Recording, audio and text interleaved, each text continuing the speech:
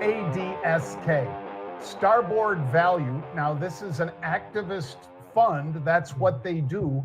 Starboard, that is. They've taken a $500 million stake, and that's how they do what they do, folks. They buy stakes in companies, and then they say to the company, hey, look, we don't think you're doing the greatest job operationally, governance-wise, and or getting to better profitability. So we're going to take an activist role, and we're going to try to change your board and get you to do things that we think will make you more profitable. It's a very interesting part of the market, these activist investors, Pete, because it's not like Warren Buffett. It's not like a lot of investors that are just buying for either the long term like Buffett or the short term. But guys like Carl Icahn or Starboard, they really work on this, Pete, and they get what they want most times, don't they? Yeah. Well, I find this one to be pretty interesting. First of all, John, and I'm not going to be overly critical of Starboard, but what's wrong with this company? I'm taking a look at things and I see it's trading at a PE, call it 27, 28. That's not that bad in the markets that we're in right now. They've got solid revenue growth. They've got very solid earnings growth. I mean, I looked through just about everything, and they've got a $500 million stake. Now, to a lot of people, we'd say, well, that's a pretty healthy stake, right? It's not that healthy when you consider the fact that the market cap is $51 billion. So this is a stake for sure, and they really seem to have something going where they really want to go right after some of the folks behind the scenes right now that are sitting on the board.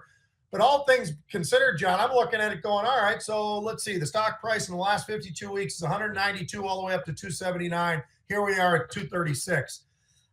Show me what they're doing wrong right now, because I'm looking at all the numbers and they look pretty good. Now, you might be angry about something. I don't know what exactly it is, but if I'm the folks sitting at Autodesk right now, I'd say, hey, you know what? You're not even at the big table yet, big boys. You guys need to come back with a heck of a lot more. You want to start swinging something around. I don't know. That's just my take. Maybe that's a little too aggressive, but what do you think about that, John? Well, I'm going to say, Pete, I'll push back on this. Sure. If you look back to August of 2020, the stock was right where it is now. So in other words, dead money. Why? Well, because they don't pay a dividend.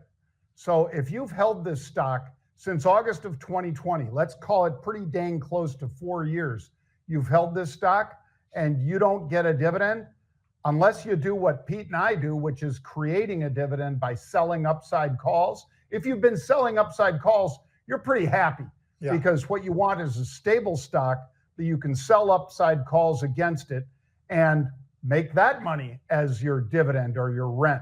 But this one hasn't given shareholders anything in these last 4 years, Pete. So that's why Starboard's in here. They probably had, I'm going to guess, Pete, they probably had like a $50 or $100 million position in here. And then they were just getting ticked saying, hey, this is a great company, but it's not performing at all because our money is the same as when we invested 4 years ago. That's why I think people aren't real happy about it.